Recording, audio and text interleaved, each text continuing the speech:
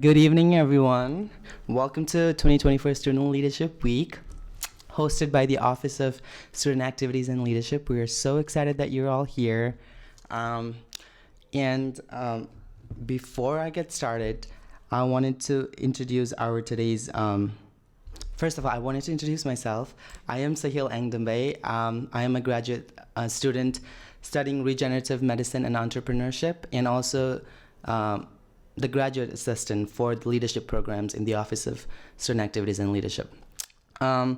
Before we begin, I'd like to extend my warm welcome to each and every one of you for being here. This week, that started yesterday, we have a very exciting lineup of speakers and discussions, all aimed to make you all better leaders and better students and better person. So I hope that one of the sessions that we have coming up, or even this session, which is going to be phenomenal, that you'll be inspired and when you leave, you'll at least have some key takeaways. So without further ado, let's welcome our esteemed guest speaker, Mayor Georgine Wello. A brief background on our speaker. Mayor Georgine Wello is the first woman elected mayor of South Euclid in November 2003, and she is the city's longest-serving full-time mayor. She is a civilian ambassador with the Ohio National Guard in conjunction with Sister Cities International Vice President of NOPEC. She is also She is also one of the recent inductees of the Cleveland International Hall of Fame 2023 and a recipient of numerous multiple awards throughout her career. So talk about awards and accolades.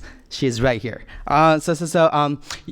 She is also a very active civic leader who has been on the board of many organizations in the past and the present.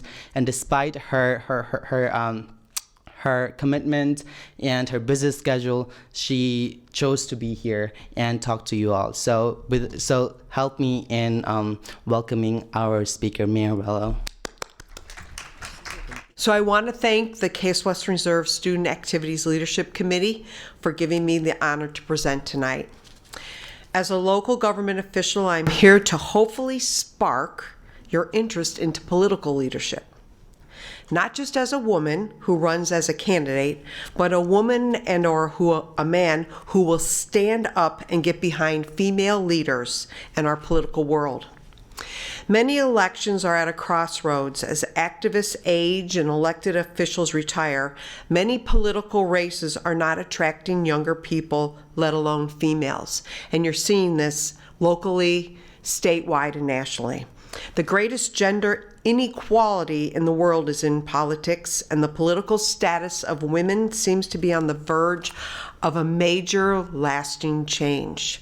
The change has not yet occurred, and in most places it is just beginning.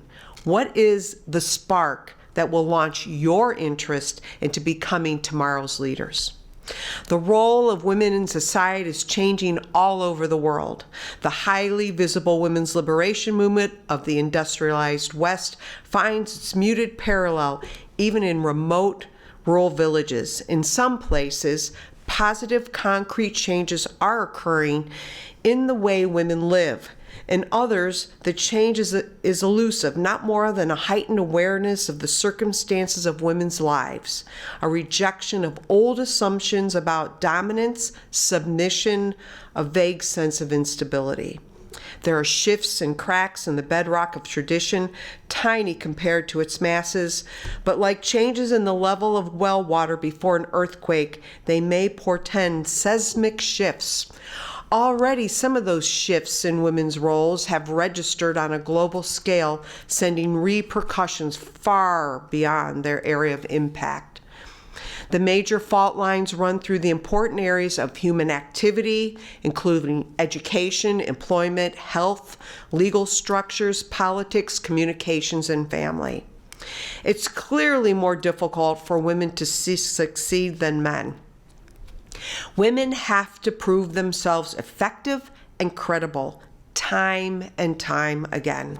Experience has taught me that the key to a woman's effectiveness, both in public office and private industry, is to be trustable, to give directions clearly and follow up, to verify every statement for accuracy, to guard her integrity carefully, and to obtain the public's trust 100%.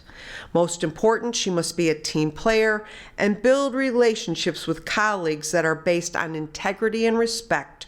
She must be able to get the job done. She must be a leader in the true sense of the word.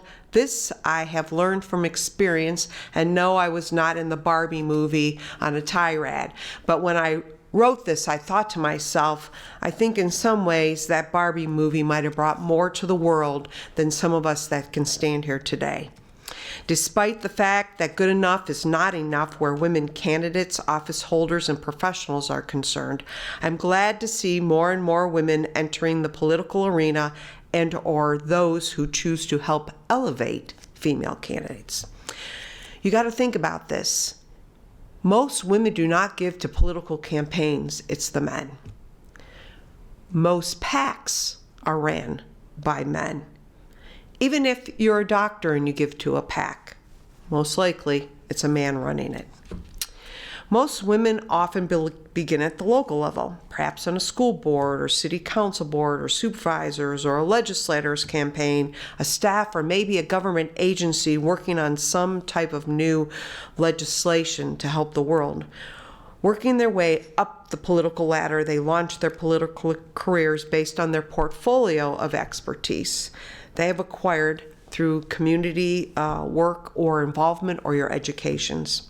Then and after being elected or maybe putting in years in an entry-level position, they look up to the next challenge. And that could even happen in your world of where you enter into the job world. Occasionally, voters wonder if a male candidate is tough enough to hold office, but women office seekers are always expected to prove their competency, strength, and experience. They have to walk a fine line between reassuring the voters about their toughness and not being too aggressive or whores, shrills. The next thing you know, she's being calling the big B word, and this is particularly true of women who are strong or might speak their mind. And this has become even more prominent with Democratic women candidates because their stereotypes of being liberal, supporting family and children's issues, and being female reinforce one another. You've seen it over the last few years with Hillary Clinton, Nancy Pelosi, and Dianne Feinstein. But probably one of the toughest, notorious examples of administered of a toughness test came to a female candidate in 1984. And I don't think there's anybody here who was born before 1984 than me. And I was sitting and having the opportunity to come today, I was thinking about it. I turned to my husband, I go, do you remember in 1984? And he's like, yeah, our daughter was born. And I said, no. I go, we were sitting there listening to the vice presidential debate between Geraldine Ferraro and George Bush. The final question in the debate, directed to Ferraro, asked how she proposed to convince the public and potential enemies that she would be able to protect the security of the United States should it become necessary. Ferraro assured the questionnaire that as president, she would do whatever was required to protect the country militarily. But first, she would do everything possible to avoid getting to the point where war was the only alternative. The funny part about this for all of us back in the day was, in response, Bush stressed his record as a pilot during World War II, emphasizing his strength and toughness as qualifications for the presidency.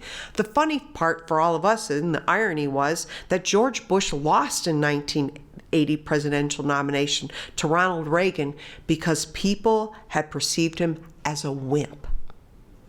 So you say to yourself, okay, so there's all these toughness tests, and they're a double standard. Women are judged more harshly than men for showing emotion in public. Colorado's Pat Schroeder, who I got to witness, says she wishes she hadn't cried the day she withdrew from the presidential race, but her tears just came. We saw Nikki Haley just recently. Some woman who supported Pat Schroeder felt betrayed by her tears. But when President Reagan read letters from children on television, he always had tears in his eyes. And Michael Dukakis was applauded for his emotional tribute to his family at a Democratic convention. I don't know if all might have been too young, but Obama talked about the gun violence and tears came to his eyes as President Biden talks about the loss of his son, Beau. But I think in my lifetime, one of the things that I remember in 1994 was when Bill Clinton wanted to try to start finding how to have health care. And he had this Health Security Express, and it was a bus, and they showed these people get off, and they handed a microphone to this man that came off, and I'll never forget his name. His name was John Cox, whose wife had just died the week before because her husband's new job lacked health insurance. He cried. He looked at that man and he cried. And I said to myself, oh, there's a double standard. I felt the hurt, but I felt the anger. And so I just want to close because I really want to leave some time for you to ask some questions. In closing, although women's organized efforts dating back to the mid-1800s did culminate in ratification of the 19th Amendment and the right to vote in 1920 for the first time, no strong woman's voting bloc has ever been seen as it has with overturning Roe versus Wade. I've seen a lot. I did my internship in 1978 with Congressman Lou Stokes in Washington, D.C. And back then, and this should be interesting to the medical students, I was sent to the Library of Congress to get some information because we were looking at breast cancer research to get sponsors and get more money, but it wasn't on women, it was on men.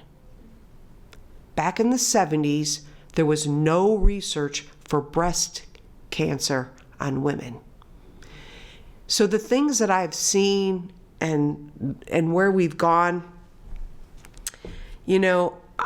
I just think that here in Ohio, watching us pass that constitutional amendment to allow women's rights, but to see first that we had to defeat issue 1, which was proposed by our own legislature to amend our Constitution of the state of Ohio by a 2/3 vote majority to make it harder to pass an amendment because it takes 60% majority.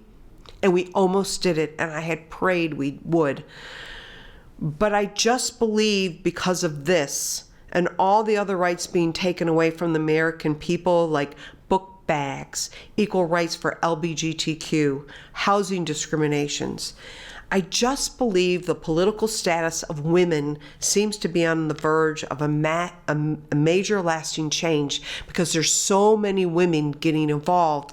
You see them holding petitions, you hear them talking about it on TikTok, or I see Facebook messages, I see Instagram, and so often it's a woman, which is something that you just really never saw in the past. I know the change has not occurred in most places and is only beginning because we're seeing it across the United States. Right now, there's a woman in Texas who is running for Congress because she had to go to another state for an abortion because she was getting sepsis from a stillborn. I mean, this is beyond, anything to take someone's life just to stand on some kind of cause. That's being political. That's not being a public servant. So you're seeing this woman who decided, I'm going to do something about it. And I just think that is what's going to make this change. It is likely to be manifested as a long, slow swell of inclusion over the next 20 years or so. We know that hopefully more women will go into local office. I'm mayor for 21 years. When I started 20 years ago, there were 19 female mayors in our county. We are down to 9, and some of them are just small villages. So we actually saw it go backwards, but I think it's going to get better. More women as party officials, more female civilian servants, and executive appointees. Women in executive positions. We've seen it here. Well, in case you had a female president, we've had a female president now at Cleveland State, and but we aren't seeing anyone right now at the hospitals, which would be great except for Metro, but you're not seeing them at many of the other places. And most importantly, let's hope we see more women in national elective office. Eventually, the political May of the world will be more heavily dotted with countries where women are heads of state, not manifested in prejudices and discrimination. I'm really hoping in my time I will witness a female president of the United States. And here in the state of Ohio, where I've raised and lived my whole life, I hope to see an Ohio female governor, which we have never had, and or a female United States senator, which we have never had. But I believe maybe, just maybe, that person might be in this room tonight. So thank you. So if you like to ask questions or hear horror story tales of what it's like out there, I wanted to leave that time because I think it's important to let you ask the questions. Hi, everybody. I'm Erin. I'm a graduate student at the Mandel School. I'll graduate this spring. Pretty exciting. Thank you very much for being here today. I wanted to ask specifically regarding your campaigning process and kind of the light bulb moment that had you decide to run for an elected position. Because especially, with your 21 years of experience now, it can... Now re-election, I'm sure, is a lot easier than the initial time, right? And so if you could speak to kind of the starting point. Yeah. So I actually started back in the 90s, stay-at-home mom, 3 kids. My husband owned the local hardware store. And a neighbor across the street came over and knocked on the door and said, "Oh, Mrs. Wheelo." I said, "Oh, Mrs. Raymore, do you need something?" And she says, "Well, Mazzullo's, the local grocery store, is going to be open till 9 o'clock on Mondays." I said, "Oh, well, that's nice." She goes, "The 3 guys can't drive anymore on the street to the council meetings, and none of us wives have driver's license. I could, and your husband works late on Mondays.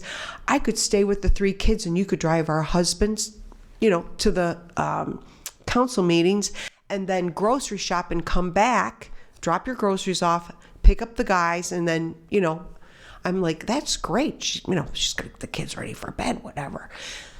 So I took them, and it was like the 3rd meeting, I was getting the one elderly gentleman in there because at that point he had gotten in a wheelchair, and I heard, "And we're going to close 2 of the 3 pools, remove the recycling, and that money will go towards the part-time council people to get full-time medical benefits, and the mayor's going to get a $36,000 buyout on his retirement." Well, I dropped my rear end right down in the chair. Well, I was outraged about this. So I come home, and, of course, now my husband's exhausted. I'm ranting and raving around the house. Well, 2 days later was a PTA meeting. Not for just the school, but the whole district. So in new business, I raised my hand and told everybody about this. Well, the next thing you know, we're storming City Hall. All hell's breaking loose. There's one mayor. He's a white guy. 7 white guys sitting on the council. They're just all the same suits, same tie. Look like a bunch of mini-me's. And by the 3rd meeting, we brought in 150 people. Well, we stopped the recycling, but we really had to work hard on stopping them closing our pools and stuff. So now the next year came, and we all wanted this one woman, Kathy Ivy, to run, a little older than us, this and that. And we went and approached her, and her husband was a big muckety buck at the airport, and she said, "I really can't, I got to go to things with Dave, blah, blah, blah, blah, blah." So that day, my husband comes home, and he's like, "Hey, I hear you're running for city council." Well, I said, "What?" And he said, "I think you do a good job." So here I am, mom of 3. This is 1991, and I'm like, what the heck? Well, what they went and did on city council was, because they were running 4 for South Euclid, the mayor and the 3 at large. And here I was oddball out, plus I was a female.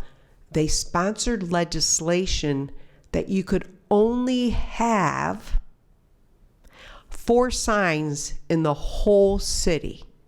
And you had to pay a registration fee of $20, which was a lot of money back in the time. Well, they made big signs that said 4 for South Euclid and put them all over. And I had 4, I could have 4 yard signs. But we were smart. We made these big window signs. So every time it just said Wheelo, Wheelo, Wheelo, Wheelo. And I didn't have a lot of money for mailings. I did none at the time. I had like 110 volunteers, so we walked. So I did that for 8 years, and then my kids were getting older, and my job, I went back to work. I had to travel, so I hopped, and I said to the mayor, listen, they couldn't wait to get rid of me. Said, listen, there's a planning commission seat coming up. I figured I'm going to negotiate this. I would like to go on the planning commission. You can fill my last 2 years. Pick anybody you want, right? Because I'm walking away. And I spent 8 years on the planning commission. We were doing cool things and nothing was being done.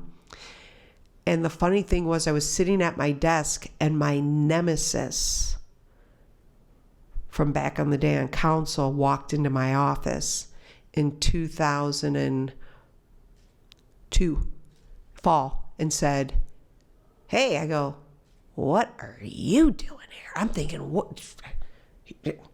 He goes, yeah, I came in here to tell you something. And I'm like, what? He goes, you'd make a great mayor. We need a new mayor in the city, blah, blah, blah, blah, blah.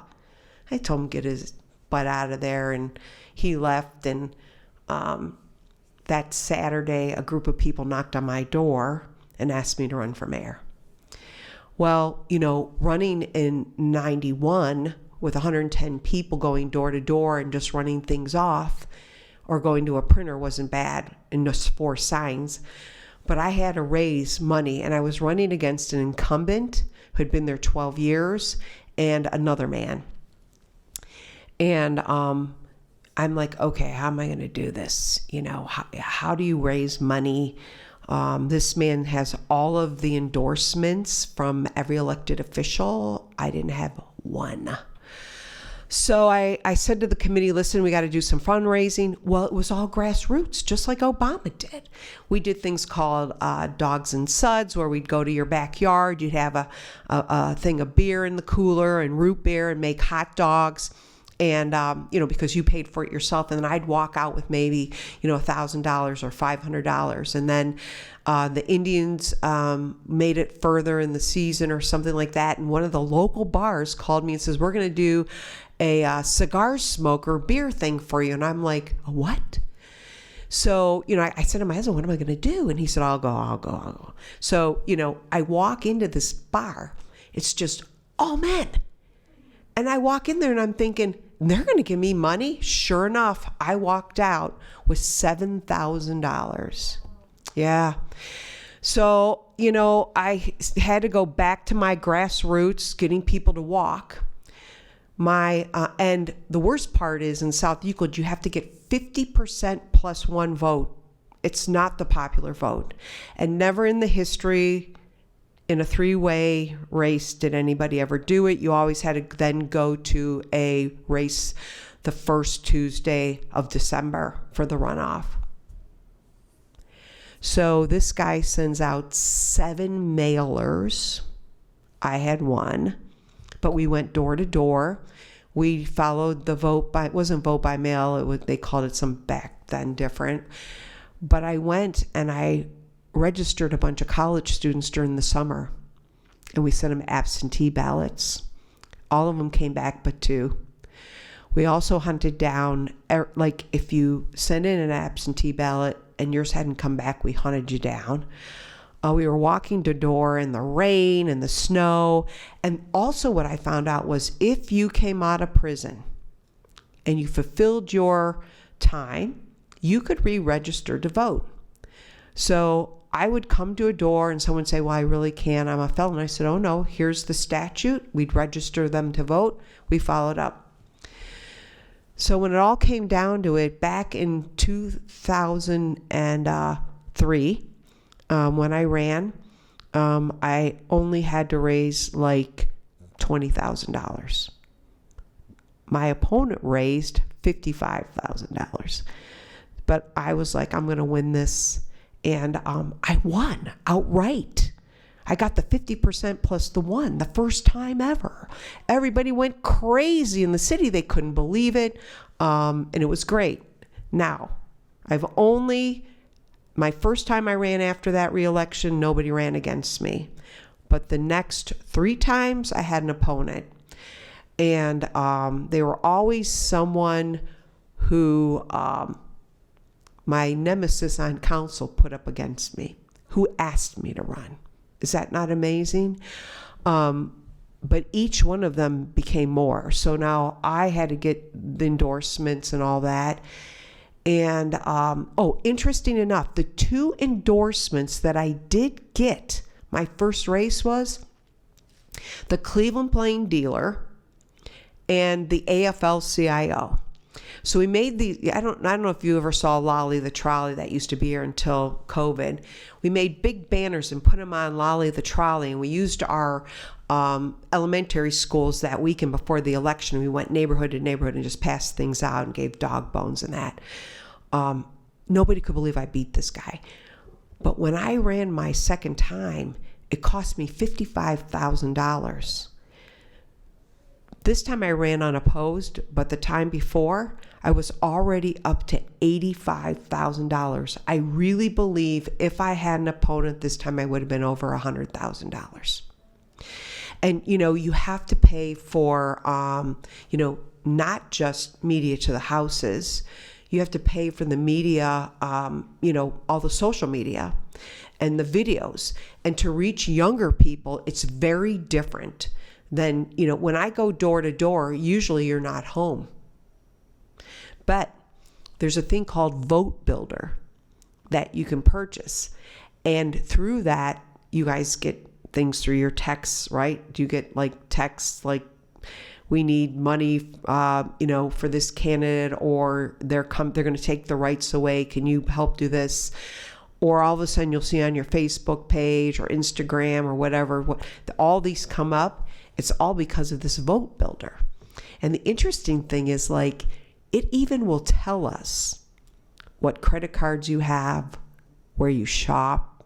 It's amazing. What tennis shoes you buy. It's crazy to me. But it really helped me identify how to reach out to young people. But it would have been 100,000. I think it would have been 100,000. And for a woman, it takes a lot. And as I spoke about, your reputation has to be clean. You can't be a woman that does a lot of other things. It has to be clean. Hello, my name is Imaya. I'm actually a senior here at Case, and I'm a double major in theater and history. You are an incredible storyteller. Oh. When I came in listening to you, I love to hear you speak. You have a talent. I think listening to your story was so inspirational, and I was specifically curious of how being a woman in male-dominated spaces, you have been able to cultivate a joy and a peace, because when you're always trying to remain on task and almost quote unquote, I don't want to say perfect, but you have to be so pristine and so clean, as you just mentioned, that there's nothing that can necessarily knock you down. But how do you give yourself the ability to breathe and be a mother, be a wife, and still cultivate your own happiness and joy while being in a male-dominated space? So I will tell you that I think for my husband, number one, is if you look at me, I have a little bit of a tan. He just said, you haven't stopped since last June when we went on a family vacation with our kids and grandkids. In 2 weeks, we're going to Jamaica. I'm like, what do you mean? And after I took 2 steps back, I'm like, wow. And he's like, you just have to take a breath. And I think what really has helped me is, number one, having mentors. I can tell you that mentors are incredible in any time in your life. And they help you and they talk to you and they listen to you. But more importantly, you watch them. And even in my professional world, when I was HR and that, I watched my mentors, and I still go back to my mentor when I was younger, and she was my Girl Scout leader. So as I started growing up, I realized Mrs. O'Ryan, who had 5 kids and the Girl Scout leader, she was the vice president of one of the banks. And her husband was the president of a big manufacturing company. And she supported him and he supported her. And you'd go in their house, and even though he was German, she was Italian, the place smelled like an Italian restaurant. And I always said to myself, how did she do this? Well, she said, I always had, later on in life, always had support, from different women, people in my family, this and that. And she said, Georgine, she said, having mentors is important. And then you have to have some people that you can call when, it's going south. COVID was rough. How many of you were here during COVID taking classes? 2 of you. It was rough. And you lived it. To watch your rescue squads going to people's homes, knowing that some of those people have never left the hospital or left the hospital in a body bag, and the kids in schools, all of you guys in colleges, it was a tough time. And so being more of a senior member, I reached out to all the new mayors on the east side. There were 7 of them. And I said, we're going to do a call every week. Every week, this time, put it on yours. Send me any topic you want. And Mayor Kirsten Halsheimer Gale in Euclid said, I just don't know what I would have done without that. And then, Mayor Brennan's like, yeah, I was getting kicked and, I'm brand new and I thought this was going to, and listening to that, I said, there's a responsibility.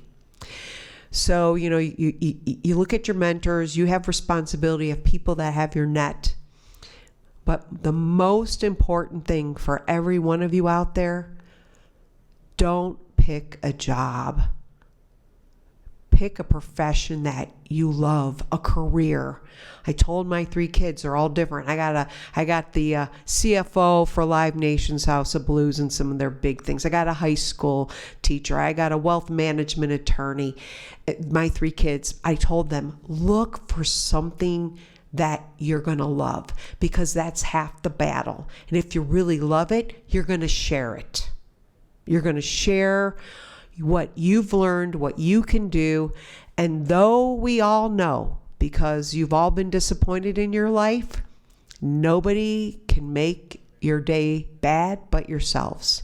So it's how you handle your disappointments, and nobody can really take it away from you but yourselves. I do meditate every morning. I do go on the treadmill 3-4 times a week. And I make time to be with my grandkids. I got 5. And, it's so wonderful because they just think I'm a nanny. And, I still have my parents in their late 80s. And I once a month, I make sure that even though I see them on the weekends or stuff, once a month, I tell my mom, I'll take you to go have lunch with your girlfriends. So, and though I'm sitting there sometimes so antsy because I know I got to get back to work, I say to myself, no, this is what life is about. Everything, that's you. So it doesn't matter. But whatever you do, if you find that you're in a job that you don't like, don't stay. Look around. It's always easier to find a job when you are in a job, but find what you like. Really. And you might start with even maybe saying, oh yeah, I love, doing this. but I'm going to spend some time on one of my hobbies, and who knows, that could be your side hustle, or that could be something you grow into your own corporation or business. So, hi, my name is Shafin, and we are all accounting and marketing graduates. So, I want to know one thing. When you said about the voters, I'm not really sure what you call them, where they give you information of the voters, where you can send the text messages. Yes. Isn't that sort of invasion of privacy? I mean, you are paying for someone's credit card details, and then, Well, you don't get their credit card numbers or anything like that. It just says you have a Visa, or you have a MasterCard, or I'm an American Express, or someone could have a TJ Maxx card. They don't give you any information like that. It's just, when a lot of times you take surveys, and that's what those surveys these companies buy. And so it breaks down the data. So we know when we walk up to the house, you might have a Kohl's, you might have Amazon, like you might get a lot of Amazon packages or whatever. It just allows us to know, we can say, we can talk to you about things. I might look down and see what your tennis shoes are. Because when you go door to door to ask somebody to sign a petition, you have to talk them sometimes into it. And in our city, you need 1,000 signatures to go to the Board of Elections. So I need 600. I need 600, but you need to take 1,000 because you might forget to put the dot on your I. But they don't give you any private information. But for marketing, when you go into the world, you're not going to believe what they're going to tell you. On mine, they probably say, oh yeah, and 5 years ago she stopped buying, brown hair dye. It's the most amazing thing that I couldn't believe it. And you're going to live it in your marketing. So are you guys doing mostly digital marketing or also print? We are doing all kinds of marketing. All different kinds of marketing. So my son, who's the teacher, was in marketing at John Carroll, and he worked for a big architecture firm. And here we go. I'm telling.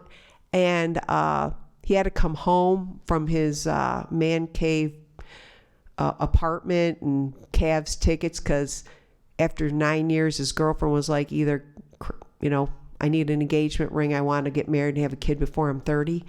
So he came home and said, hey, can I come home? Us guys aren't going to go with the lease anymore. And I got to save money for a ring. I'm like, okay. So he donated his time up at Notre Dame College, tutoring kids at Shaker, Brush High School. He loved it. Meanwhile, he's this big marketing guy traveling all over, presenting projects, and he gets engaged. And the next thing I know, he's like, yeah, I think I'm going back to school. I talked to Jackie before we get married. I want to be a teacher. And he says, Mom, you said I said, yeah, I get it. I said, but I thought you had such a cool job. And he said, yeah, I loved it. But you know what he did on his job interviews? And I want to let you know this. He was competing against some older guys who had some experience. And he brought his laptop in. And he made a pitch right there at his interview. And he showed them how they could do different things and this and that. So keep that in the back of your mind. If you get called back for a second interview or something, and it's Wheelo Industries, you can look at it and you can say, oh, geez, look at how sad that looks. You could pitch, and do some of those. Oh, look who's here. Mayor Blackwell. Oh, from Maple Heights. Oh, were you here today? No, I just came home, but I'm running around like crazy. Oh, you came for this? Oh, yeah, because so Mayor Blackwell serves on the Global Cleveland Board, and I'm one of their mentors, and my two last mentorees won awards, so I figure that's why you're here. Well, I did my presentation, and we're doing questions. So I'll just catch up. I can catch up. Yeah, so it was really fun, but I was telling them about like Vote Builder and the different things, how we can find out what kind of voters they are. And as you can see, female mayors support female mayors. I've told some stories, but I'm going to tell a great one. So I'm newly on the board of so it's the Cuyahoga County Mayors and Managers Association, and when you become a mayor, you get to join this association. So I'm on there, and I'm there. It's my second year, and they're going to put this committee together.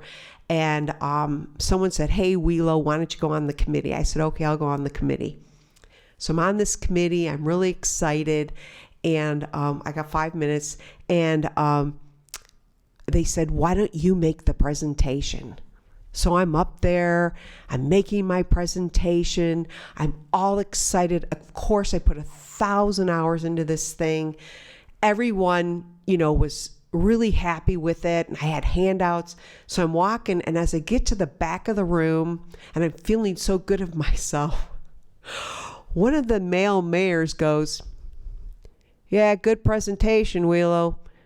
But if you don't want us all looking at your legs, you may want to wear pants next time." I didn't know what to say. I looked over, I said, "Really?" He goes, "Yeah." He goes, "You lost me there. I kept looking at your legs." And I'd only been a mayor for 2 years. So, as you can see, I wear pants.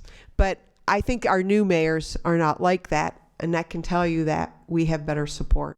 Token of appreciation for you. Thank you. Thank you so much for being here. Thank Can you. I give you? Oh, all right. This was lovely. Oh, yeah. And I tell the girls that had to leave for class, it was so nice that they came and we talked. Oh, yes. Yeah. All right. Thank you. Thank you everyone for being here. That was an amazing talk. I think even like as a male, like learning, I think this was really important to sort of understand how we can support like, yes, it is motivational for females, but then also for males on how to support their counterparts in leadership positions. So thank you so much for that amazing presentation.